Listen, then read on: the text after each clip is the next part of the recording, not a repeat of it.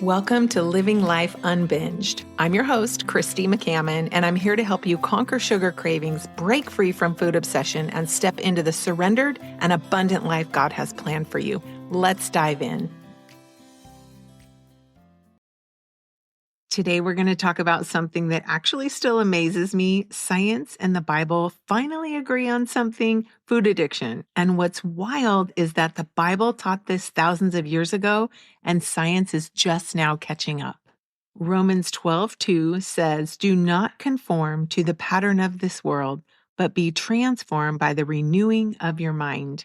For the longest time, I thought that freedom from food addiction meant that I just needed to figure it out. I just needed to try harder, or I just needed more discipline, more willpower, more self-control. But God was never asking me to try harder. He was inviting me to think differently. And now neuroscience is proving exactly why that works. Science tells us that the brain is neuroplastic. That means your brain can change. It can be rewired and it can form new pathways. Those automatic habits, like walking to the pantry at night without even thinking, or reaching for sugar the moment stress hits, or grabbing a bag of chips the moment you find a conflict. Those are not character flaws. They are neural pathways that have been strengthened over time. And here's the hope: what has been wired in can be rewired. This is what the Bible has always said. So Romans 12:2 does not say, stop craving, have more self-control, power through. It says very specifically, be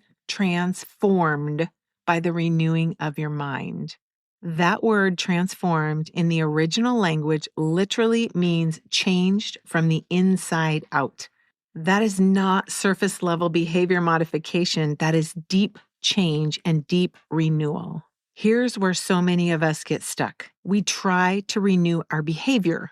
We try to change what we're doing without renewing our thoughts. But you can't change your life by thinking the same thoughts you've always had. And this is where food addiction lives, in automatic beliefs that we don't even question anymore. Things like, I need sugar to cope. I deserve this. This is just who I am. I'll never really be free. Those thoughts fire up the craving before food even enters the picture.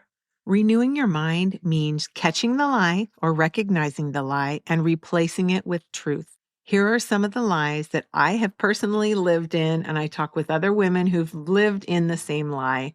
And then finally, the truth part that sets me free. The first lie that's super common: I need sugar to calm me down, or it helps my anxious thoughts. Well, that's the lie. The truth is, God satisfies my soul in ways that food never could. Another super common lie is, I will never be free from this. Well, the truth says in John 8:36, whom the Son sets free is free indeed. Another lie, and I thought this way too often, is I'm too damaged or I'm too addicted for anything to work or anything to change. Well, the truth says, my grace is sufficient for you, for my power is made perfect in weakness. And that's in 2 Corinthians 12:9.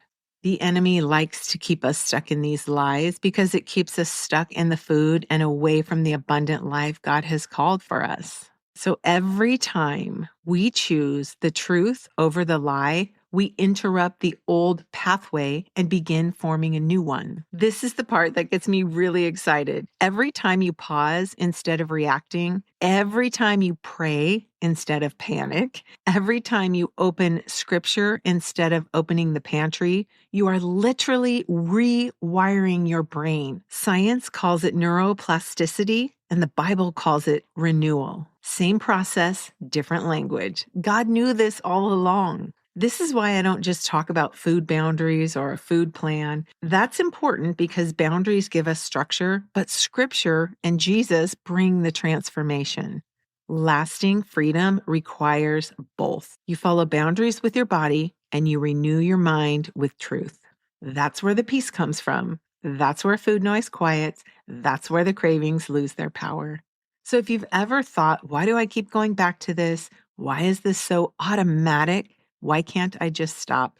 Hear this clearly. Remember, you're not broken. Your brain is not too far gone. Your mind can be renewed, and your freedom is absolutely possible. God designed your brain to change. And when you partner His truth with intentional action, transformation happens. I actually made a video creating a visual representation of this. I'll link that below in the show notes so you can see, because it's pretty powerful. Science is confirming what God has said all along. You're not stuck. You're not hopeless. You're not too far gone. Your mind can be renewed.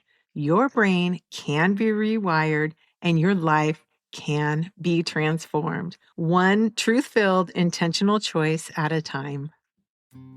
Thanks for joining me today. If you are ready to break free from food obsession and sugar cravings and start living your life unbinged, join me at lifeunbinged.com. If this episode spoke to your heart, I'd love it if you'd subscribe, leave a review, or share it with a friend. Until next week, go in grace and walk in freedom.